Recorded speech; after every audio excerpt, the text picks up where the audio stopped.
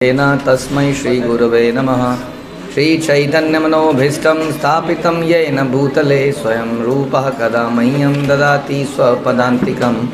वन्देऽहं श्रीगुरौ श्रीयुतापदकमलं श्रीगुरुन् वैष्णवांश्च श्रीरूपं साग्रजातं सहगण रघुनाथान्वितं तं सजीवं साद्वैतं सावधूतं परिजनसहितं कृष्णचैतन्यदेवं श्री राधा कृष्ण पादान् सहगण ललिता श्री विशाखान्वितांश्च। हे कृष्ण करुणा सिंधु दीनबंधु जगतपते गोपेश गोपिका कांत राधा कांत नमस्तुते। तप्त कांचन गौरांगी राधे वृंदावनेश्वरी वृषभानुसुते देवी प्रणमामि हरिप्रिये। वाञ्छाकल्पतरुभ्यश्च कृपा सिन्धुभ्यः च पतितानां पावनेभ्यो वैष्णवेभ्यो नमो नमः। जय श्री कृष्ण चैतन्य प्रभु नित्यानंद श्री अद्वैत गदाधर शिवासादि गौर भक्तवृंद। हरे कृष्णा कृष्णा कृष्णा हरे हरे, हरे राम राम राम हरे हरे। नमो विष्णुपादाय कृष्णप्रेष्ठाय भूतले श्रीमते भक्तिवेदांत स्वामिन्निति नामिने। नमस्ते सारस्वते देवे गौरवाणी प्रचारिणे निर्विशेष शून्यवादी पाश्चात्य देश तारिणे।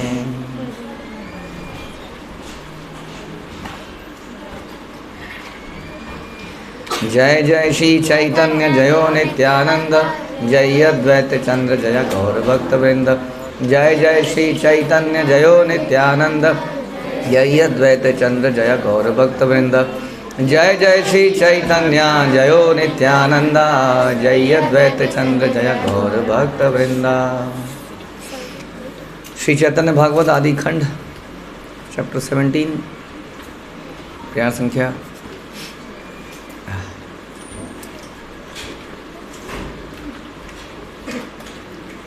24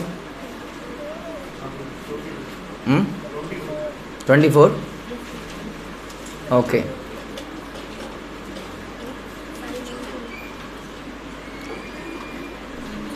तो इससे पहले हमने सुना कि भगवान ने बताया कि किस प्रकार से ब्राह्मण की या वैष्णव के पद का जल या वैष्णव की क्या इम्पोर्टेंस है, इसको हमने सुना। और भगवान द्वारा ब्राह्मण चरणों तक का पान करना स्वाभाविक है, यह वेद और पुराणों का भी प्रतिपादित सिद्धांत है। हाँ, तो ऐसा बोलते हैं कि नमो ब्राह्मण्य देवाय गौ ब्राह्मण हिताय च जगत हिताय कृष्णाय गोविंदाय नमो नमः। विच मीन्स कि भगवान क्या है? ब्राह्मण्य देवाय। सारे जो वैष्णव हैं उनके देव हैं, उनके भगवान हैं, और भगवान को ये वैष्णव बहुत ही प्रिय हैं। गायें वैष्णव भगवान को बहुत ही प्रिय हैं। तो यहाँ पर ब्राह्मण का मतलब किसी जाति से बिल्कुल भी नहीं है, ये करेक्टर से है, one who is surrender to Krishna.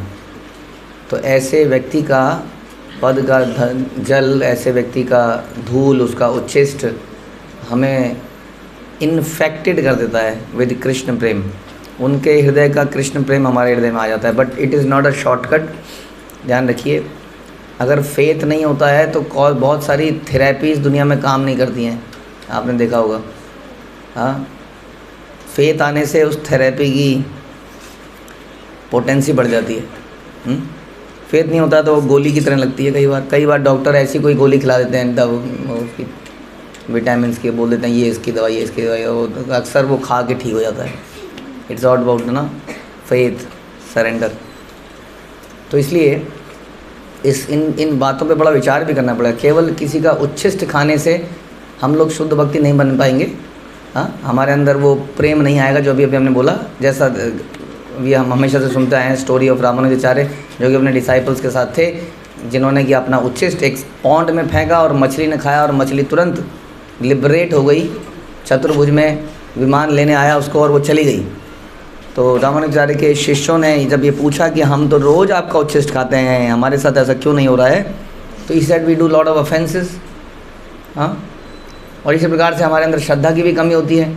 कई बार हम आइटम को खा रहे होते हैं, इसलिए उच्छिष्ट में भी, भगवान के उच्छिष्ट में मान लीजिए हम लोग आइटम देखते हैं। जैसे कि आपके सामने 56 भोग का प्लेट आती है, तो हमारा हाथ पकोड़े की तरफ जाता है कि नहीं? हाँ, तो हमारा जो कॉन्शियसनेस है वो उच्छिष्ट पे नहीं है, उस आइटम पे है, स्वाद पे है, जीभ के स्वाद पे है, इंद्रिय तृप्ति पे है। उसी तरह से जब हम वैष्णव का भी उच्छिष्ट खाते हैं तो कुछ ज़बरदस्ती, छीना झपटी ये सब खाते हैं और बाद में वैष्णव की निंदा करते हैं बैठ के। यानी कि उन वैष्णवों को हम लोगों ने अपने जीवन का आधार सब कुछ नहीं माना है, इसलिए उनका उच्छिष्ट खाने से हमारे अंदर कोई परिवर्तन नहीं आएगा। कोई टोटका नहीं है, ये समझना पड़ेगा। जादू जैसी कोई चीज़ नहीं है यहाँ पर जादू श्रद्धा के आधार पर होता है। फिर बहुत सारे जादू होते हैं, जब हमारा फेथ होता है तब जादू होते हैं, वरना जादू नहीं हो सकते हैं। इस तरह से हम लोग भी वैष्णव का उच्छिष्ट रोज़ खाते हैं, हमारे अंदर परिवर्तन नहीं आता है। क्यों नहीं आता है? क्योंकि हमारा सरेंडर नहीं है उनके प्रति। हम अग्रेसिव हैं, या हम लोग आलोचक हैं, या हम लोग उनके दासानुदास नहीं हैं। ऐसा हम बोलते ज़रूर हैं।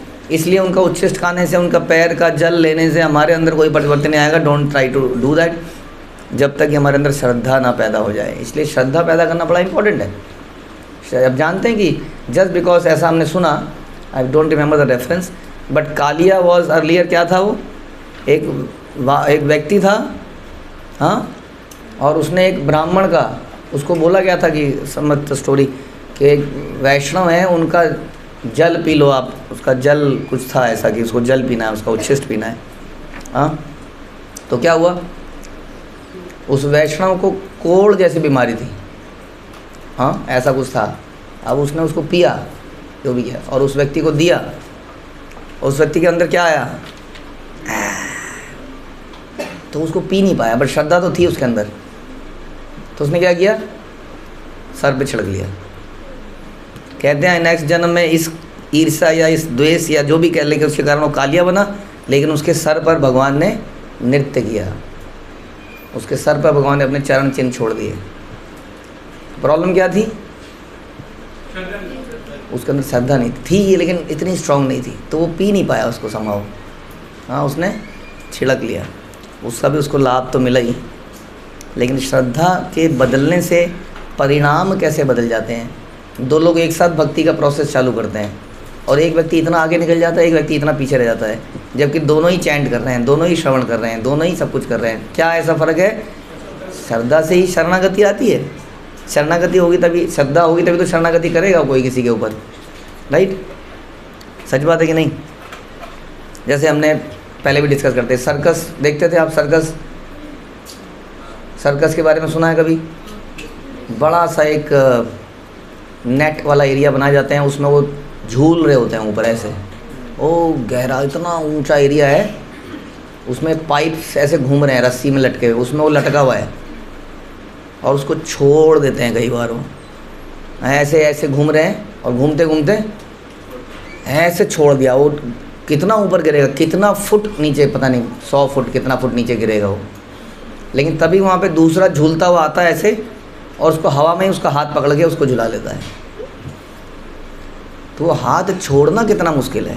पकड़ना वाला तो चलो उसको तो पकड़ना है, बट इसको हाथ छोड़ना है। अगर उसकी दूसरे की टाइमिंग ज़रा से भी आगे पीछे हो गई तो क्या होगा? आप नीचे जाओगे सीधा। बड़ा मुश्किल काम है, लेकिन ये सर्कस वाले भी रोज़ करते हैं। हमारी तो बात क्या करें। इतना बड़ा सरेंडर तो हमसे नहीं मांगा जाता कभी भी, इतना बड़ा श्रद्धा नहीं। अगर ज़रा सी टाइमिंग डिफरेंस तो गया ना वो आदमी, लेकिन वो करते हैं ना, तो उनको ट्रस्ट है उसके ऊपर कि ये मुझे पकड़ लेगा। तो इस प्रकार से श्रद्धा एक व्यक्ति की ज़्यादा होती है तो एडवांस ज़्यादा करता है।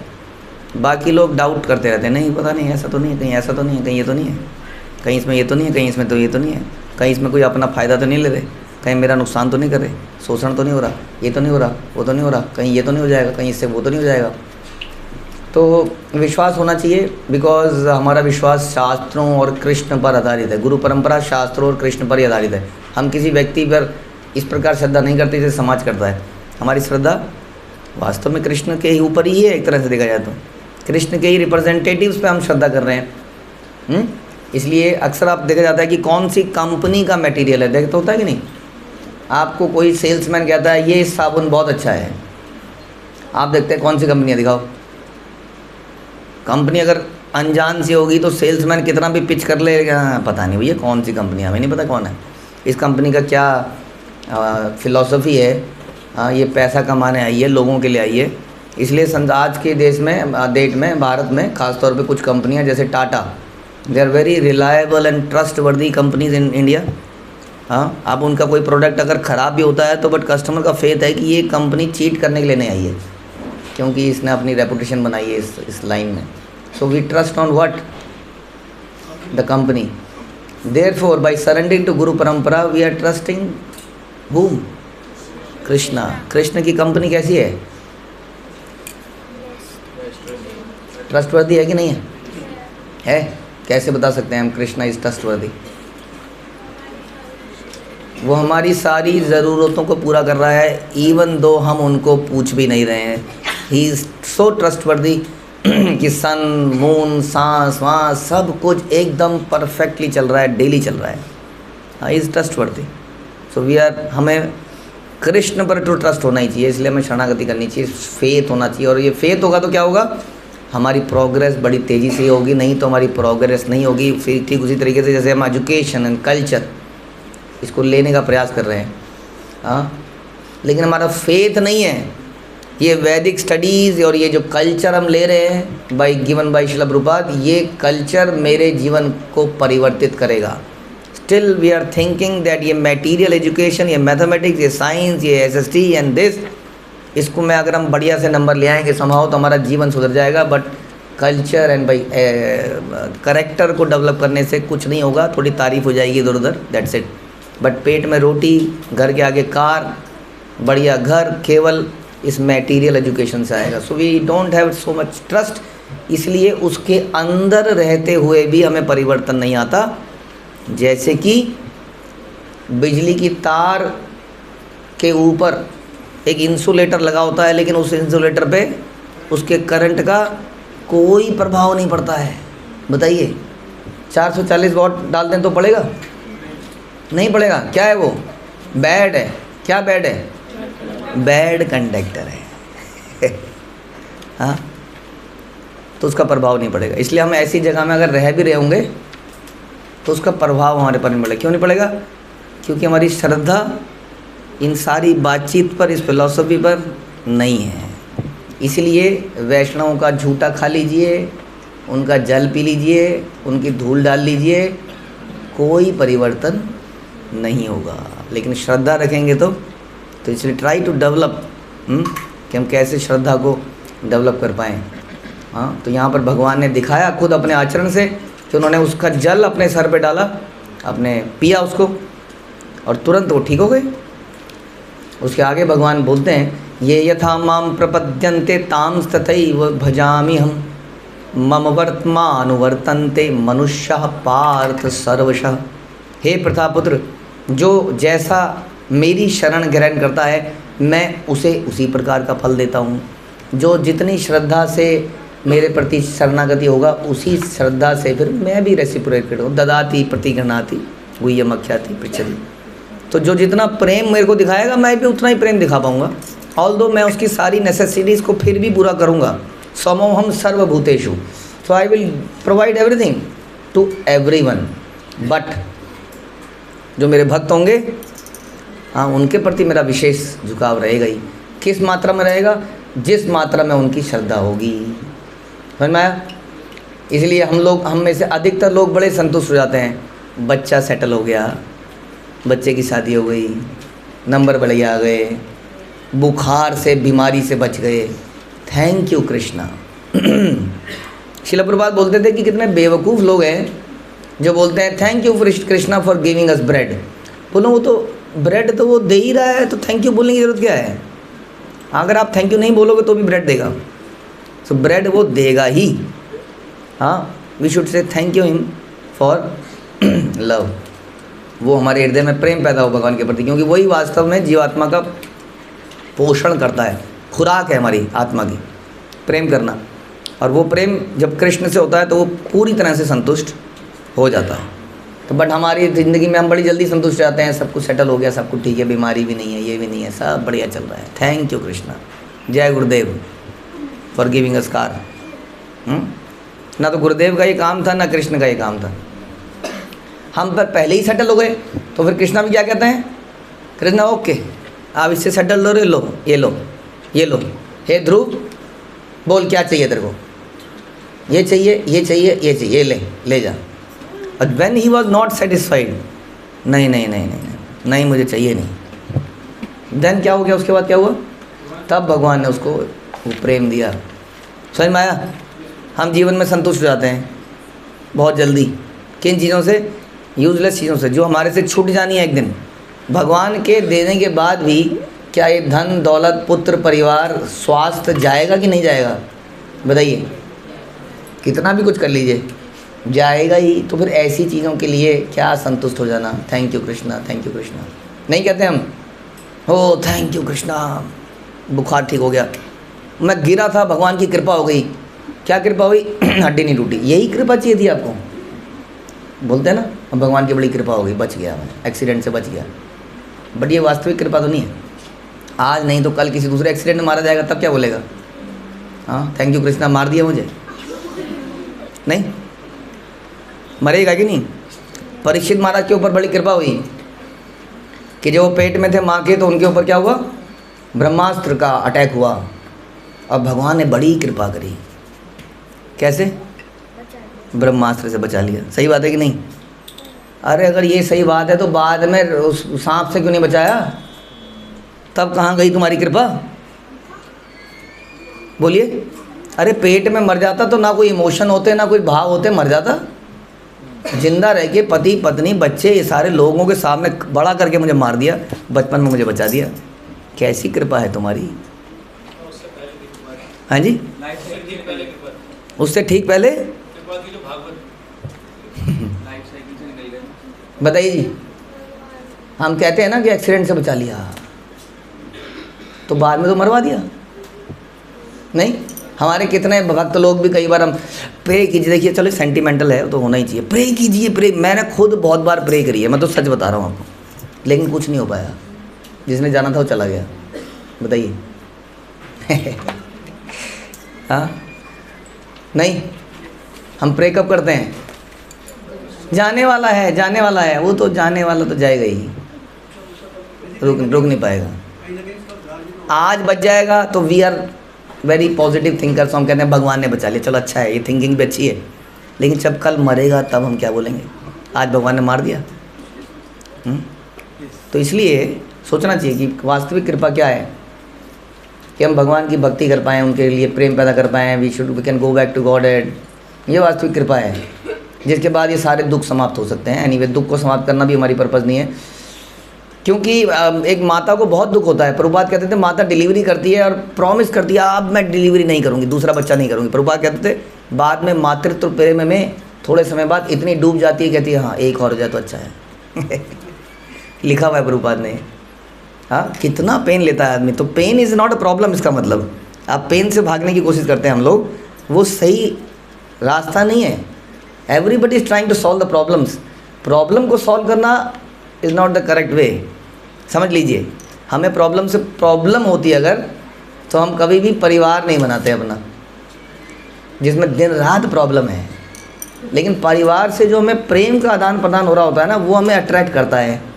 अरे उसका बच्चा माँ माँ कहता है, मेरा भी होता जो माँ कहता है कि नहीं, ये अट्रैक्ट करता है कि नहीं?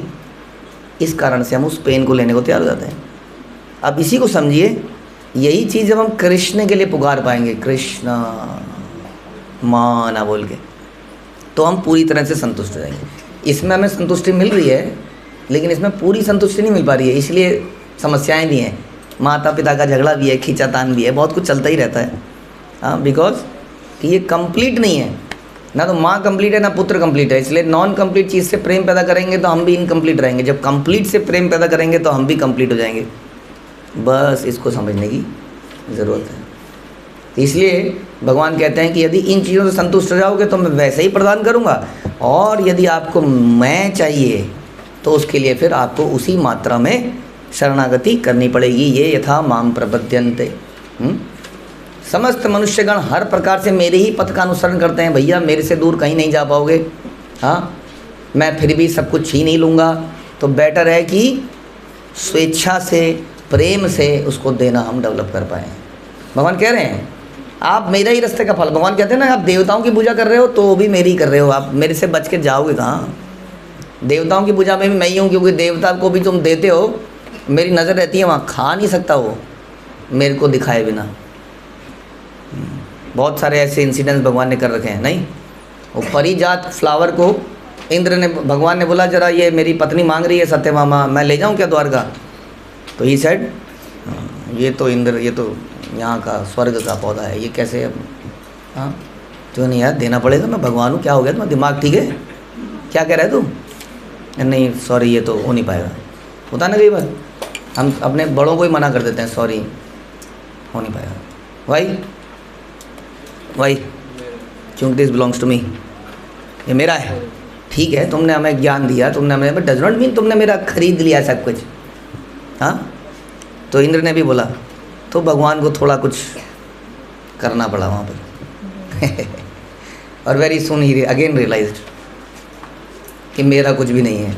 तो भगवान कह रहे हैं तुम्हें देना तो पड़ेगा ही, तुम कुछ भी कर लो दुनिया में, तुम मेरे से दूर नहीं जा पाओगे। तो देवताओं को भी अगर पूजित करोगे तो देवता भी मेरे से पूछेंगे, भगवान ये इस आदमी ने दिया था, ये दिया था। भगवान बता रहे हैं, आपको बता रहे हैं, आपके पास नहीं है। हाँ, ये थीफ, ये आपके पास नहीं गया, ये मेरे पास आके चला गया क्योंकि इसको मेरे से कुछ फेवर चाहिए। भगवान कहते हैं ओके गिव इट, दे दो। समझ में आया? तो ये सब चल रहा है। इसलिए बेटर क्या है कि उसी भगवान की शरणागति कर ली जाए। हाँ, प्रेम प्राप्त करने के लिए, नॉट फॉर मटेरियल थिंग्स।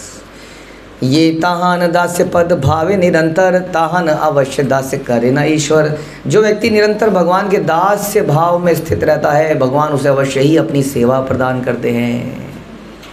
समझ में आया? This is what we have to develop.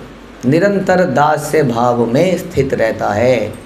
ध्यान रखिए, दास कभी भी सैलरी नहीं मांगता है। मंथ हो गया जी, लाइए। दिवाली गई थी माता जी, दिवाली में होता है ना कुछ कुछ घरों में, दिवाली होली। हाँ, उसने तो ऐसा दिया था, तू क्या दे रही है? उसने तो कुकर दिया। हाँ, होता है ना। अच्छे दास हैं हम लोग, दे आर नॉट दास। उसी तरह से हमारी भी कौन सी स्थिति है?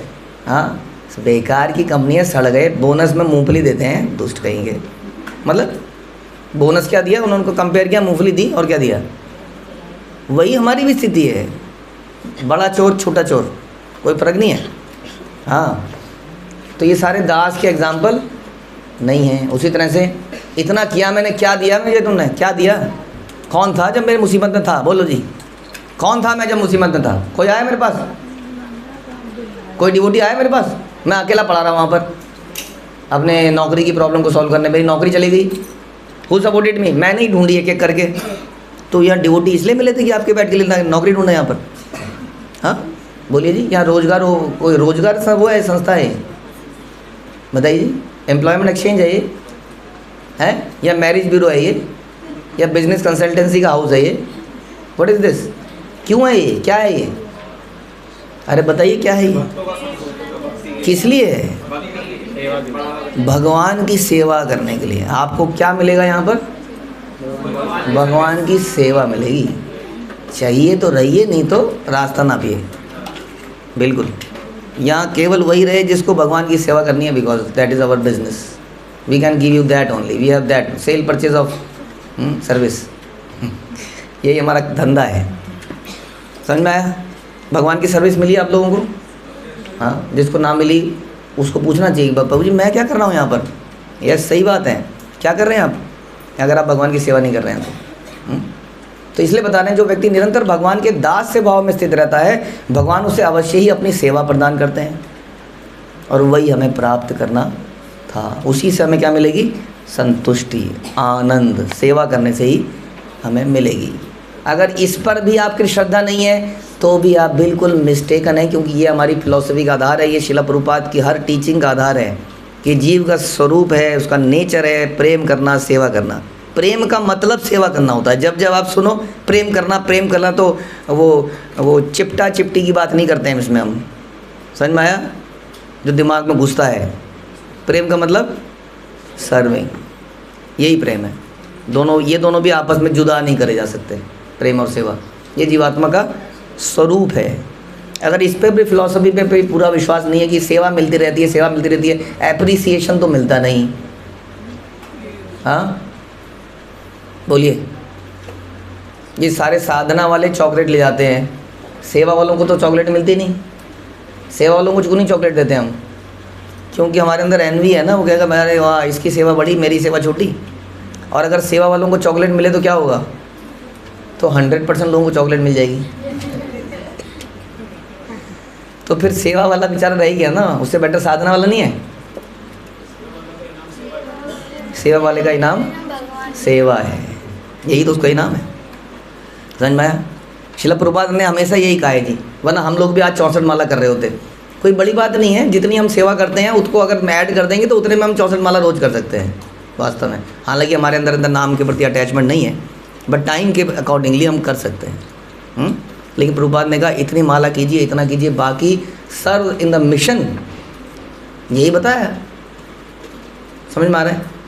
तो that is the ultimate purpose कि हम कैसे सेवा कर पाएँ और सेवा में आनंद हमें मिलेगा। अगर इस फिलॉसफी पे फिर विश्वास नहीं है तो बात बनेगी नहीं, श्रद्धा नहीं है तो फिर से बात नहीं बनेगी। इसलिए हमें इसको डेवलप करना ही चाहिए। किसको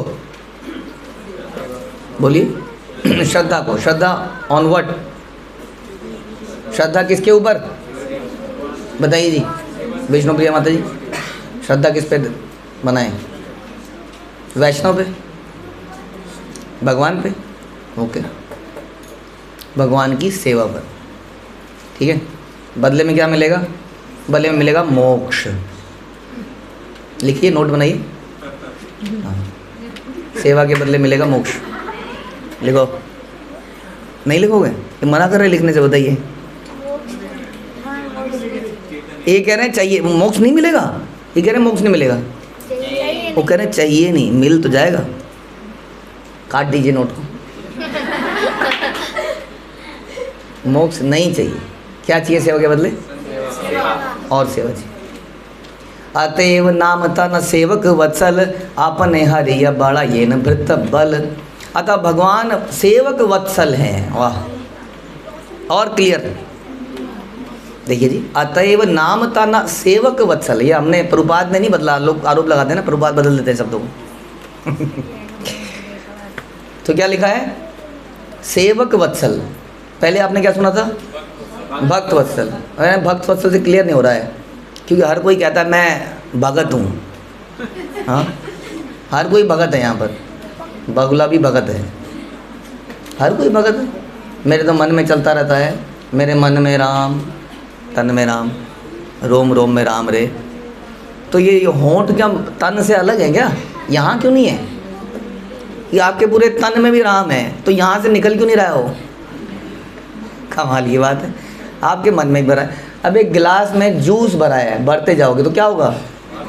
जूस बाहर निकलेगा ना। तो ये बाहर क्यों नहीं निकल रहा है? मन में, तन में, रोम रोम में, लेकिन मुंह में नहीं है। इसलिए बोला उन्होंने, क्या बोला?